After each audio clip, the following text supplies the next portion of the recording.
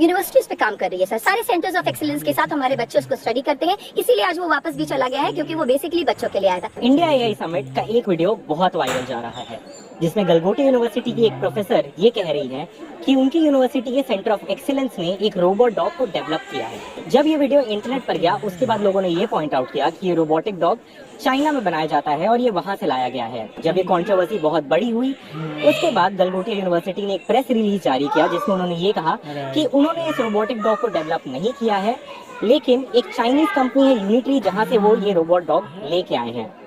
हमने वहाँ की एक प्रोफेसर से बात की और उन्होंने हमसे ये कहा, मैंने बोला था कि this is being developed at the centres of excellence eight Galgotia.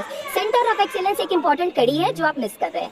हमारे पास बहुत सारे सेंटर ऑफ एक्सीलेंस का टाई अप है। आप कभी यूनिवर्सिटी आइए और आप देखिए, ये सारी चीजें हम अपने बच्चों को बहुत एम्पावर करने के लिए करते हैं, और ये उसी का एक प्रोजेक्शन था जो हमने रोबोडॉग को बच्चों के साथ इंट्रोड्यूस किया, सो दैट वो उसमें अपने कोई कोड्स डाल सके, अपनी चीजें कुछ कर सके। मैं इंजीनियरिंग की फैकल्टी नहीं हूँ, मैं आर्टिफिशियल इंटेलिजेंस की फैकल्टी नहीं हूँ, मैं मैनेजमेंट की फैकल्टी हूँ। We have built a legacy sir, we are not an irresponsible institution कि हम कुछ भी बोलेंगे कैजुअली। सर जो आपने कहा डेवलप किया, उसका मतलब तो ये वो डेवलप कर रहे हैं बहुत। देखिए बिल्ड करना, मेरे पास है वो बिल्ड है। देखिए बिल्ड करना और डेवलप करना दोनों बातों में अंतर होता है। हम उसपे और चीजें कर रहे हैं और अभी हम इससे डिनाई नहीं कर रहे कि हम उसपे और एनहांस्ड फीचर्स लेकर आ रहे हैं। सारे सेंटर्स ऑफ एक्सीलेंस के साथ हमारे बच्चे उसको स्टडी करते हैं, इसीलिए आज वो वापस भी चला गया है क्योंकि वो बेसिकली बच्चों के लिए आया था। इस बीच कांग्रेस नेता राहुल गांधी ने एक्स पर लिखा, भारत की प्रतिभा और डेटा का लाभ उठाने के बजाय एआई समिट एक अव्यवस्थित जनसंपर्क तमाशा बनकर रह गया है।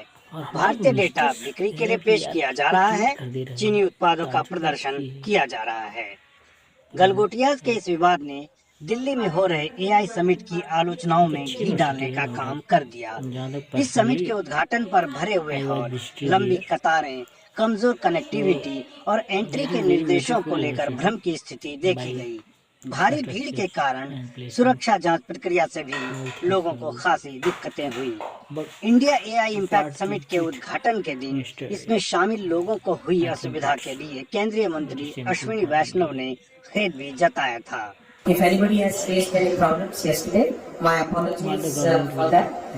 We are working very hard. The entire team is working day and night to organize this world's biggest AI summit, and we'll make all efforts to make sure it is enjoyable.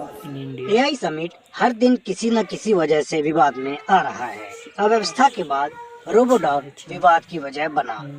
इसके बाद 18 फरवरी की दोपहर को summit में Galgotia university का stall खाली दिखा और स्टाफ भी नजर नहीं आ रहे थे। अभी हम इंडिया एआई इम्पैक्ट समिट में गलगोटिया यूनिवर्सिटी के स्टॉल में हैं।